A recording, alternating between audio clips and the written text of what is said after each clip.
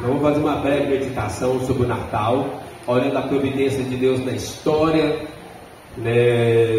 do nascimento de Jesus e o significado do Natal para nós. Depois nós vamos ter uma apresentação especial, uma mini cantata no final do nosso culto. Por isso eu estou antecipando a pregação aqui. Lucas 2, versículo 1 ao 7. Vamos ler? Me ajudem aí, por favor.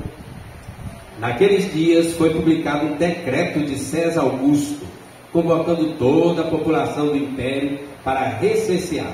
Pode ler. Este primeiro recenseamento foi feito quando Quirino era governador da Síria. Todos iam alistar-se, cada um a sua própria cidade. José também subiu da Galileia, da cidade de Nazaré, para a Judéia, a cidade de Davi, chamada Belém, por ser ele da casa e família de Davi, A fim de alistar-se com Maria, sua esposa, que estava grávida. Estando eles ali, aconteceu completarem-se os dias. E ela deu à luz ao seu filho primogênito, enfaixou-o e o deitou numa manjedoura, porque não havia lugar para eles na hospedaria. Amém. Irmãos, o Natal é a encarnação do Eterno, quando a eternidade invade o tempo. O tempo, o nosso tempo, que às vezes parece que não passa, é tão pequeno comparado com a eternidade, mas o Natal é um mistério insondável. Só no céu nós vamos descobrir. Quando a eternidade invade o tempo. Na teologia nós chamamos de encarnação. A encarnação de Cristo. Isto é o Natal. O Natal é Deus invadindo a história da humanidade. Invadindo, dirigindo, conduzindo cada detalhe da história da humanidade. Isso é Natal. Gente, presta atenção no detalhe. Se Jesus tivesse nascido um ano depois ou um ano antes, seria tudo diferente. Deus conduziu cada detalhe para que o Natal acontecesse exatamente daquele jeito, naquela hora, daquelas formas. Cada detalhe, irmãos, conduzido e orientado pelo Espírito Santo. Cada detalhe. A providência divina estava altamente envolvida na execução e consecução do Natal. Cada detalhe, todos os detalhes, Deus estava ali intervindo. Então, primeiro eu queria que você pensasse a providência de Deus na história, para que o Natal acontecesse.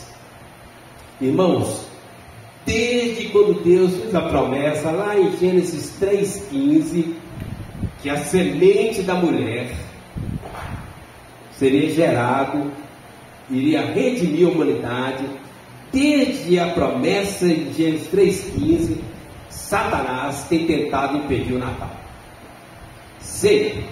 E você vê isso no decorrer das páginas da Bíblia, quantas e quantas vezes o inimigo das nossas almas também tentou destruir, impedir o nascimento da semente da mulher. Lembra lá no Egito? Faraó mandou destruir todas as crianças do sexo masculino. Por que não mandou destruir as mulheres? Somente as crianças do sexo masculino, que era a semente da mulher, que iria por fim às obras do inimigo. Deus preservou a história. Faraó queria destruir para impedir a continuidade da semente santa, a vinda do Redentor, o Natal. Mas Deus interviu de uma forma maravilhosa, miraculosa e talvez eu diria até irônica. Enquanto o Faraó baixava um decreto para exterminar todas as crianças do sexo masculino, Deus pega Moisés e é levado para o palácio para ser criado pela filha de Faraó. Olha que interessante. A providência divina está muito acima das ações humanas. Depois nós vemos várias vezes, né, os amalequitas, quando o povo de Deus sai do Egito, vai entrar na terra prometida, estavam cansados, não entendiam de guerra, não havia militares, não havia guerreiros, eles não tinham força, não tinham armas de guerra, não tinha espada, não tinha nada. Eles eram, como diz o texto lá, um bando de maltrapilhos. Aí os amalequitas se unem, um exército poderoso, guerreiro, treinado, e vem para destruir totalmente o povo de Deus. Mas Deus novamente intervém. E ao invés de serem destruídos, eles com enxadas, pás, pedaço de pau, eles derrotam e humilham e exterminam os amalequitas. Quase 100%. Depois tem outro muito conhecido nosso e muito famoso, na época da rainha Esther. Lembra? Amã consegue que o rei Assuero baixe um decreto que todo judeu seja exterminado. Mas enquanto Satanás planejava a eliminação da semente santa, Deus planejava a preservação da semente santa. De um lado, nosso inimigo planejando a destruição para que nunca houvesse Natal. De outro lado, Deus, o próprio Deus, ainda que o nome de Deus não aparece no livro de Esther, Deus pega, leva uma menina que foi levada cativa, escrava, e coloca ela no trono, e através de Esther tem um grande livramento, e ao invés de serem destruídos, eles é que destroem os inimigos. Um último exemplo para nós aqui, muito interessante também, o rei Herodes. Quando os reis magos falaram com o rei Herodes que havia nascido o rei dos judeus, lembra o que o rei Herodes fez? Mata todas as crianças 2 anos para baixo. Tudo isso, irmãos, são tentativas de destruir a semente santa. Tudo isso nós vemos a mão de Deus preservando a semente santa, para que nós pudéssemos comemorar o Natal hoje. E agora nós chegamos no Evangelho de Lucas. O Evangelho de Lucas é muito interessante. É um dos livros da Bíblia que eu mais gosto, porque tem detalhes que às vezes a gente perde nos outros evangelhos. Lucas, ele fala, e olha o capítulo 1, olha o que Lucas fala, que ele fez uma narração coordenada após uma acurada investigação sobre a vida de Jesus. Volta aí, olha, capítulo 1, olha o versículo 1 até o versículo 4. Vamos ler responsivo? Visto que muitos ouvem que empreenderam uma narração coordenada dos fatos que entre nós se realizaram, podem ler. Conforme nos transmitiram os que desde o princípio foram deles testemunhas oculares e ministros da palavra. Igualmente a mim me pareceu bem, depois de acurada investigação de tudo desde a sua origem, dar-te por escrito, excelentíssimo Teófilo, uma exposição em ordem, para que tenhas plena certeza das verdades em que foste instruído. Ok, muito bom. Irmãos, olha só, o Evangelho de Lucas, ele tem essa característica peculiar, uma narração coordenada, depois de uma acurada investigação, tudo colocado em ordem. E agora ele vai falar do Natal. O Evangelho de Lucas tem detalhes do Natal que apenas o Evangelho tem, e que traz para nós aqui, nosso tema, né, a providência divina na execução do Natal. Primeiro na história, Deus foi preservando a semente santa durante vários eventos, quando parecia que tudo seria terminado, destruído, acabado. Deus dá uma reviravolta para que nós tivéssemos o Natal hoje. Agora, o Evangelho de Lucas fala, né, vários detalhes interessantíssimos, a começar pelo o pré-nascimento de Jesus, o nascimento, muitos detalhes, até chegar no nascimento de Jesus. Aqui tem alguns cânticos que ficaram famosos na história da humanidade, né? O Magnificat, de Maria, né? O Benedictus, né? De Zacarias, o canto de Simeão, tudo viraram óperas lindas e maravilosas na história da humanidade. E a teologia é riquíssima. Mas onde eu estou querendo chegar com isso tudo aqui, irmãos? Toda a história da humanidade, pela providência divina, gira em torno do Natal. Sem o Natal, não há motivo para existir. O que é Natal? Natal significa nascimento. Uma palavra que foi transliterada, não foi traduzida. Natal, traduzindo, é nascimento. O dia que Jesus nasceu, debaixo da providência divina, mudou a história da humanidade. Hoje Jesus quer nascer em nosso coração e mudar a história da nossa vida. Jesus tem uma nova história, uma nova vida para cada um de nós, a começar pelo Natal. Ok? Isto é Natal, o dia que a história da humanidade mudou. E o Natal pode ser real para nós. Olha aí agora Lucas 2, versículo 1 até o versículo 7. Queria chamar a atenção para os detalhes interessantes. Primeiro, versículo 1, quando fala assim: naqueles dias foi publicado um decreto de César Augusto, convocando toda a população do império. O império aqui é o Império Romano, né? Para recensear-se.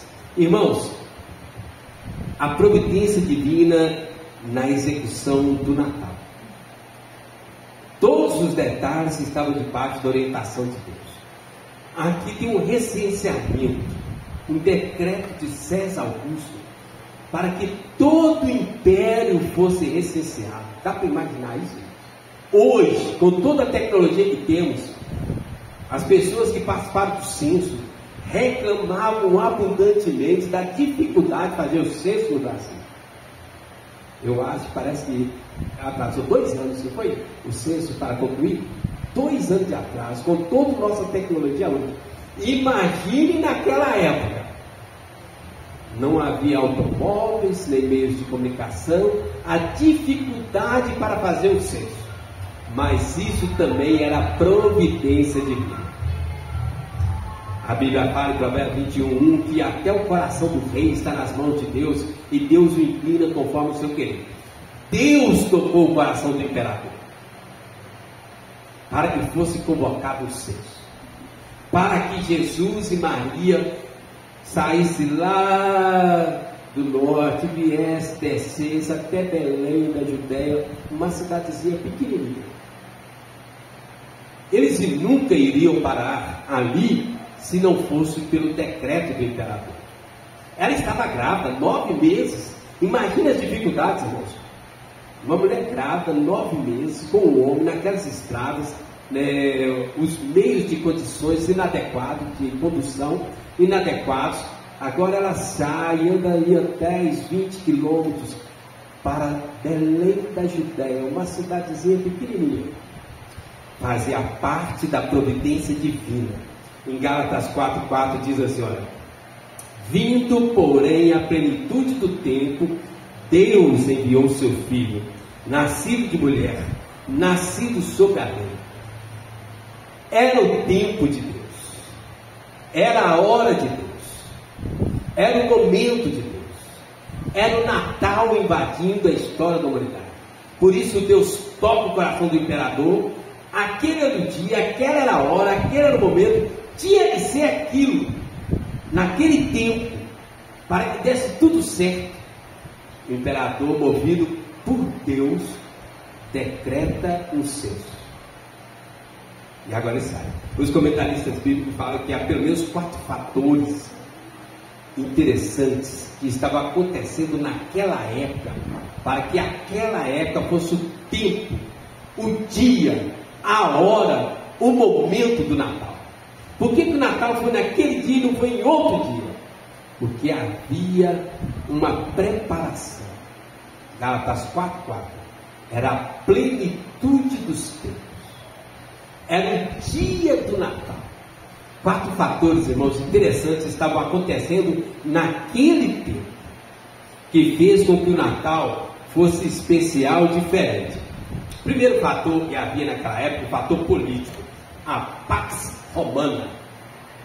O imperador, por causa do censo, ele decretou paz em todo o Império Romano. Era proibido roubar, era proibido matar.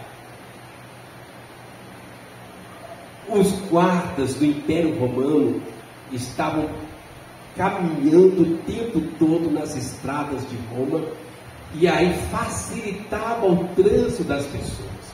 Não havia risco de ladrões, mortes, assassinatos, perseguições.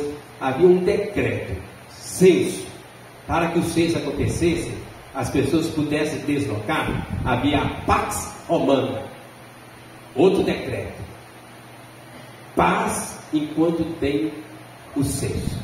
E isso facilitou com que José e Maria, mesmo ela estando grávida, quase 9 meses, pudessem deslocar até Belém da Judéia, sem risco de morte ou salteadores. Lembra lá do bom samaritano? Aquilo ali era o normal daquela época. Eles roubavam, espancavam, abandonavam na estrada e ninguém socorria. Mas nesse dia, nesse tempo, o Império Romano falou: quem matar vai ser morto, quem roubar vai ser morto, quem prender vai ser morto, salteadores vão ser mortos, ladrões vão ser mortos, pirata vai ser morto, todo mundo vai ser morto, ninguém pode fazer nada enquanto estiver acontecendo o censo. E aí facilitou a locomoção das pessoas. Interessante. Olha um outro fator interessantíssimo aqui, irmãos: o fator religioso judaico. Durante anos o povo judeu se entregava à idolatria, até que eles aprenderam o monoteísmo. Há um só Deus, Criador dos céus e da terra. Essa visão dos judeus facilitou quando Jesus chegou, para que eles entendessem: há um só Deus. Ele chegou. E quando o Evangelho foi disseminado pelos apóstolos entre várias nações, onde haviam peregrinos, forasteiros, que tinham essa visão monoteísta, há um só Deus. Aonde o Evangelho chegava, eles entendiam, de tal maneira que no 3º século, o Evangelho tinha chegado no mundo todo. Fator político: o Império Romano decretando censo, decretando paz, proibindo ladrões, salteadores e guerras. O fator religioso já tinha impregnado entre as nações que há um só Deus, e ele ia chegar. A promessa estava feita, chegou. Olha um outro fator muito interessante aqui, irmãos: o fator intelectual grego. Alguns anos antes, um jovem, 16 anos, se levantou e falou assim: vou dominar o mundo. E dominou o mundo, antes do Império Romano. E com 23 anos ele morreu, mas ele dominou o mundo. E ele pensou: ó, agora o mundo é meu, todo mundo tem que falar a minha língua em todo lugar, todos os livros em todo mundo tem que falar a minha língua. É proibido falar outra língua se não tiver a minha língua. Então Alexandre o Grande, com 16 anos, resolveu dominar o mundo. Dominou o mundo, morreu com 23 anos, mas obrigou todo mundo dominado a falar qual língua? Grego. O grego do povo. A gente chama grego koiné. O Tiago é mestre nisso, quem quiser aprender grego é só procurar, né? Grego koiné. É uma língua linda, maravilhosa, quase perfeita. Você consegue entender tudo, né, Tiago? Direitinho. A gente fala, parece grego, eu não sei porquê. Grego é muito mais fácil que português.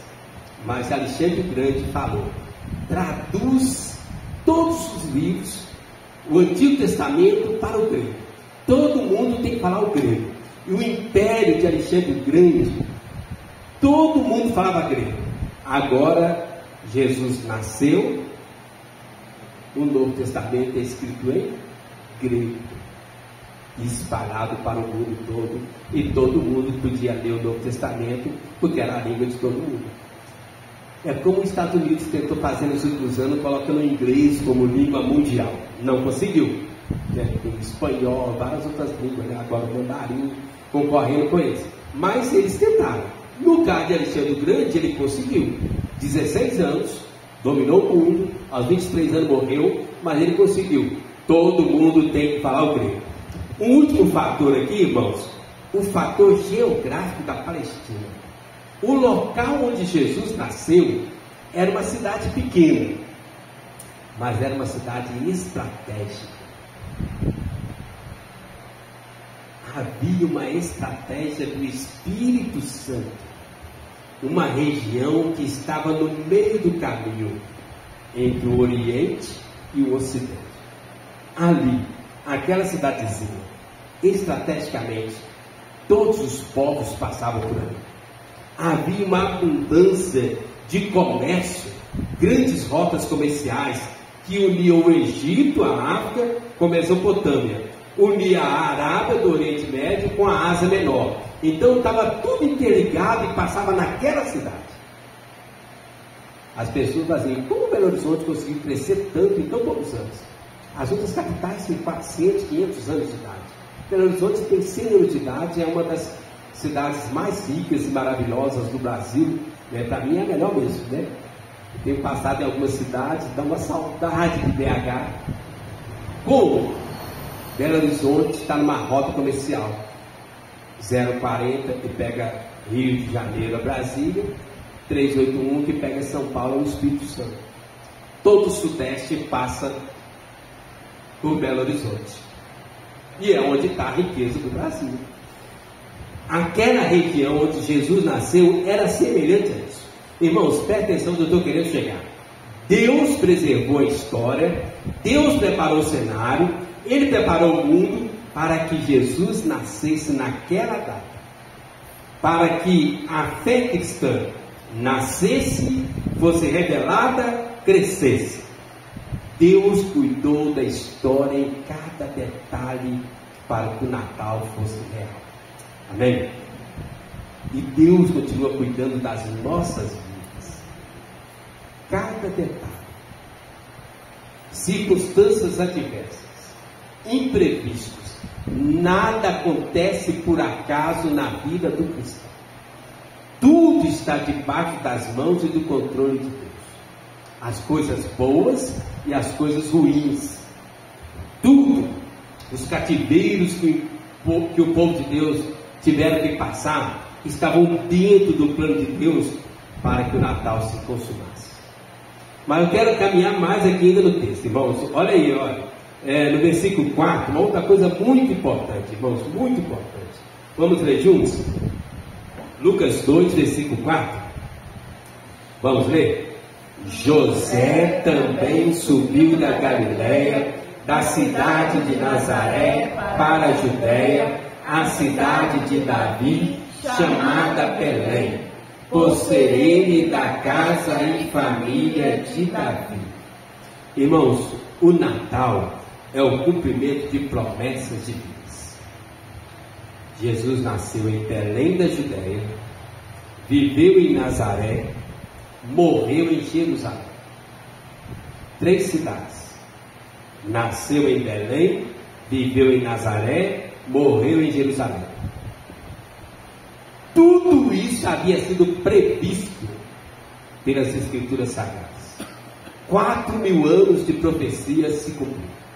Os comentaristas bíblicos, eles diferem um pouquinho, mas eles falam que são mais ou menos entre 300 a 365 promessas específicas que se cumpriram todas em Jesus. Todos os detalhes. Tudo foi predito. E tudo se cumpriu conforme foi predito. Aqui em Miqueias 5:2, olha só, quase 500 anos antes, olha o que o profeta Miqueias falava. E tu, Belém Efrata, pequena demais para figurar como um grupo de milhares de Judá. De ti, olha só, pequena demais, que ela nem era considerada cidade. Era como se fosse um bairro de Belo Horizonte.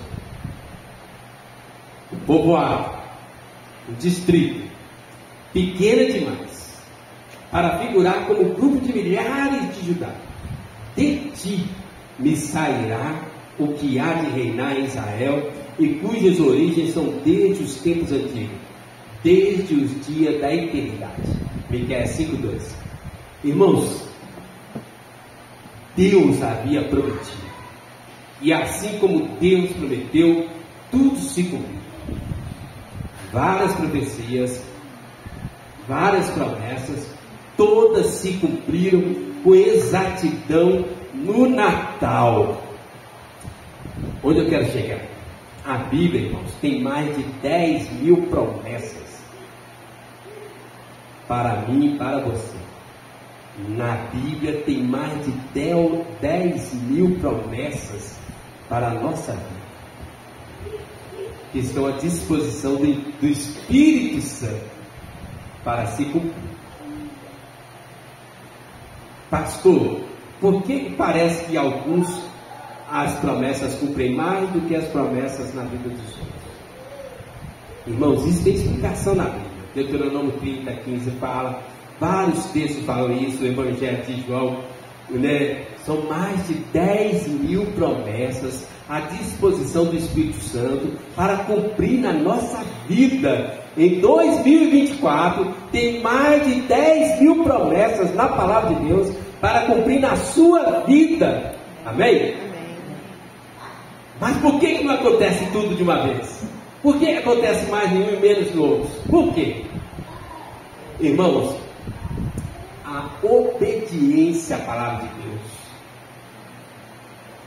é um pré-requisito para cumprimento das promessas. A desobediência à palavra de Deus atrasa o cumprimento das promessas.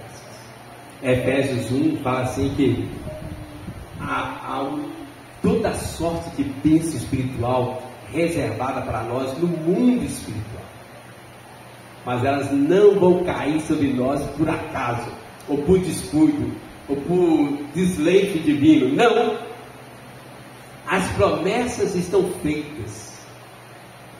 A obediência acelera o cumprimento, a desobediência atrasa o cumprimento. Entende? Vou falar mais. A utilização dos meios de graça faz as promessas acontecerem. A negligência no uso dos meios de graça atrasa as promessas de Deus na nossa vida. Pastor, quais são os meios de graça? Só para me relembrar: oração, leitura da Bíblia, comunhão da igreja, Santa Ceia. Ok? O uso do meio de graça faz essas 10.000 promessas real na sua vida. A negligência no uso dos meios de graça atrasa o cumprimento das promessas. Irmãos, o Natal mostra Deus sempre vivo, ativo, intervindo, agindo, a eternidade entrando no tempo e as promessas de Deus se cumprindo. E tem muito mais aí. Quero ler o último versículo aqui. Olha o versículo 7. Vamos ler? Eu peço que vocês leiam para mim, fazer um favor. Podem ler Lucas 2:7. Por favor, pode ler. E ela deu à luz o seu filho primogênito, enfaixou-o e o deitou numa manjedoura, porque não havia lugar para eles na hospedaria. Irmãos, o Natal também é um tempo de humildade. Todos os detalhes foram escolhidos, planejados pelo Espírito Santo. Por que Jesus nasceu numa manjedoura? A cidade estava cheia, muita gente veio para o recenseamento, não havia lugar na hospedaria. Jesus nasceu numa manjedoura, porque a humildade é inerente no Filho de Deus. Humildade, irmãos. Nós precisamos resgatar isso na nossa vida. A encarnação de Cristo é o centro da teologia da humildade. A nossa redenção, a nossa salvação começa com a humildade de Jesus Cristo. Havia necessidade da encarnação. Por um homem, Adão, entrou o pecado no mundo. Havia necessidade de um outro homem, tirar o pecado do mundo. Mas Jesus podia ter nascido num palácio. Jesus poderia vir com um exército de soldados. Jesus poderia vir poderoso. As tentações que Satanás faz no início do ministério de Jesus são tudo verdade, mas não era o plano de Deus. O diabo não mentiu para Jesus, apesar dele ser o pai da mentira. O problema, o grande problema da tentação de Satanás sobre Cristo era fazer Jesus alcançar o objetivo por atalhos.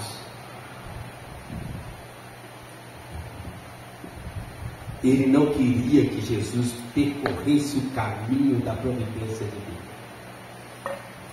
Tudo que o diabo falou com Jesus era verdade. Transforma a pedra em pães. Jesus podia fazer. Ele estava com fome, havia uma necessidade. Deus vai dar ordem aos anjos. Deus dá ordem aos anjos por causa de Jesus o tempo todo. Jesus falou isso. Porque o detalhe é, havia um caminho a percorrer. O caminho da humildade. Nós precisamos resgatar a teologia da humildade na igreja presbiteriana. Nos últimos anos, a igreja presbiteriana tem sido inundado com eco, orgulho, soberba. Irmãos, Deus levanta, Deus abate. Humildade é o caminho da providência divina. Jesus nasceu numa manjedoura, o local de colocar comida para animais. A cidade estava cheia, a hospedaria estava lotada, mas Deus podia ter conseguido um quarto no palácio. Deus podia ter movido José de Arimateia, ou Nicodemos, ou Gamaliel. Havia muitos homens ricos, instruídos, conhecedores. Os reis magos vieram e deram presentes maravilhosos para Jesus. Havia opções, mas Jesus escolheu nascer numa manjedoura. Humildade. O contrário do nosso tempo, da nossa época, e tem contaminado as igrejas. Humildade, irmãos. Como dizia minha avó, humildade, canja de galinha, não faz mal para ninguém. Humildade. Filipenses 2:7, falando de Jesus. Antes a si mesmo se esvaziou, assumindo a forma de servo, tornando-se em semelhança de homens e reconhecido em figura humana. Irmãos, dá para imaginar a humilhação que Jesus passou, o Deus eterno do universo se encarnando.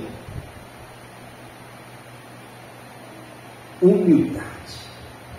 João 13:14, Jesus falando: ora, se eu, sendo Senhor e Mestre, vos lavei os pés, também vós deveis lavar os pés uns dos outros. Porque eu vos dei o exemplo, para que como eu vos fiz, façais vós também. Natal é o exemplo da humildade de Cristo. Humilhação, humildade, esvaziar-se de nós mesmos, não considerar superior uns aos outros. Humildade. C.S. Lewis, ele fala assim, um comentário sobre o texto, que fala assim: humildade é algo tão difícil que nem o primeiro anjo teve no céu, nem o primeiro homem teve na terra.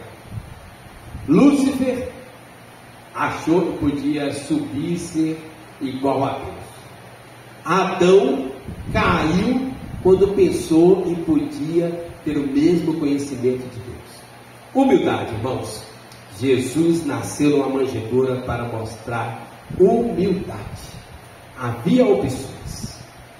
Deus não está limitado ao senso, mas Ele quis assim. Então, irmãos, para concluir, há 2000 anos atrás, aproximadamente, Jesus nasceu em Belém da Judéia. Hoje Jesus quer nascer no nosso coração, de cada um de nós.